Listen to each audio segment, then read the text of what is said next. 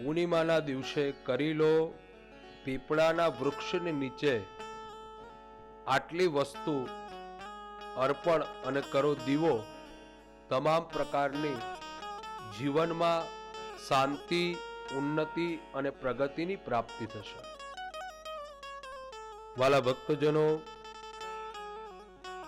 પૂનમના દિવસે, આ વખતે જે પૂનમ છે એ મહા મહિનાની પૂનમ. હવે મહા મહિનો જે છે, માઘ મહિનો કહેવામાં આવે, મહા મહિનો કહેવામાં આવે, એ મહા મહિનામાં મહાશિવરાત્રી પણ આવે છે. અને એ પહેલા જે પૂનમ આવે,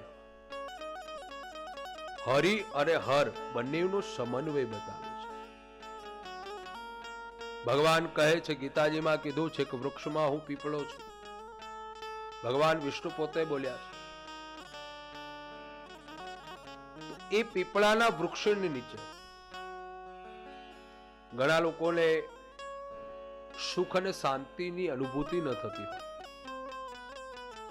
ગમે તેટલું કમાવા છતાં અશાંતિ રહેતી હોય. ઘણી જગ્યાએ આપણે જોઈએ છે કે માણસની પાસે એટલી બધી સંપદા હોય છે, ન પૂછો વાત, પણ માનસિક શાંતિ ન હોય. કદાચ સંપદા ઓછી હશે, કદાચ પૈસો ઓછો હશે તો ચાલશે,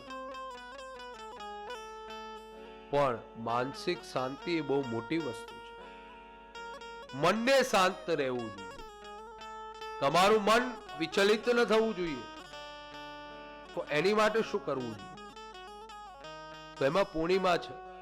તમારું બાળક બહુ જીદી હોય, તમારું બાળક બહુ ક્રોધ કરતો હોય, બાળકથી માંડી ઘરના તમામ સભ્યોની વાત આવે છે. કારણ કે એક આપણે જોઈએ છે કે શરદ પૂર્ણિમાના દિવસે આપ બધા જ દૂધ પૌવામાં ભગવાન ચંદ્રમાને બતાવી અને આપ બધા જ જે ભક્ષણ કરો છો, પ્રસાદ ગ્રહણ કરો છો, એ ભગવાન ચંદ્રમાના દિવ્ય કિરણ અંદર આવે એટલે શીતળતા મળે. એમ પૂનમના દિવસે જો આ કાર્ય કરવામાં આવે તો શીતળતા પ્રાપ્ત થાય, સુખ અને શાંતિ પ્રાપ્ત થાય. હવે સુખ અને શાંતિ તમે શેમાં માનો છો? શું ધનથી તમને સુખ મળે છે? શું ધનથી તમને શાંતિ મળે છે? હમણાં જ મારે હરિદ્વાર કથા હતી ત્યારે જ આ સત્સંગ થયો રાત્રિના સમયે. તો ધનથી કેવળ આપણે ધન કમાવું જોઈએ, હોવું જોઈએ, પણ શાંતિ તો મનથી મળે. એટલે જ કીધું છે ભાગવતજીના પહેલા શ્લોકમાં કહે છે, પ્રભુ વ્યાસજીએ કીધું છે કે સચ્ચિદાનંદ રૂપાય વિશ્વોત્પત્યાદિ હેતવે તાપત્ર વિનાશાય શ્રી કૃષ્ણાય વયમ નમઃ. સત, ચિત અને આનંદ, સત, ચિત અને આનંદ, આ બધું જ શેમાં રહેલું છે? તો આનંદમાં રહેલું છે. તમારું મન આનંદમાં રાખો. જે થયું એ ભગવાનની કૃપા સમજો. જે થવાનું છે એ પણ ભગવાનની કૃપા સમજો. જ્યારે મન આ પ્રમાણે એક્સેપ્ટ કરતું થાય છે ત્યારે સાચો આનંદ અંદરથી પ્રાપ્ત થાય છે. અને પ્યારા ભક્તો, જ્યારે સાચો આનંદ પ્રાપ્ત થાય છે ને ત્યારે ભૌતિક સુખોની આ તમારે કોઈ જરૂરિયાત રહેતી નથી.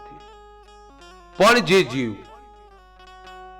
અત્યારે એવી મૂંઝવણમાં છે એની માટે આ ઉપાય છે, ખાસ કરવો જોઈએ. બે પત્ની વચ્ચે ડખા ચાલતા હોય, સાસુ વહુ વચ્ચે ડખા ચાલતા હોય, આ બધા પ્રશ્નો છે, આ યુગમાં બહુ ચાલે છે. એનું કારણ છે શું? તમારા માનસ બગડ્યા છે. તો પૂર્ણિમાના દિવસે એવા લોકો ખાસ ગમે તે સમયે સંધ્યાકાળ પહેલા ગમે તે સમયે પીપળાના વૃક્ષની નીચે તમારે જવાનું છે. અશોક પલ્લવ એટલે આસોપાલવ અથવા નાગદલી એટલે નાગરવેલનું પાન, આસોપાલવનું પાન અથવા નાગરવેલી કપૂરી જે પાન આવે એ પાન લેવાનું છે. એક પાન લેવાનું છે. એક ગમે તે મીઠાઈ લેવાની છે અથવા ખીર ત્યાં આગળ અર્પણ કરી ભગવાન વિષ્ણુને નમસ્કાર કરી એક દીવો પ્રજ્વલ્ય કરી અને ભગવાનની આગળ પીપળાના વૃક્ષ નીચે તમારે એક વિષ્ણુ શસ્ત્ર નામનો પાઠ કરવાનો છે. કદાચ આપને વિષ્ણુ શસ્ત્ર પાઠ ન ફાવે, ચિંતા ન કરશો.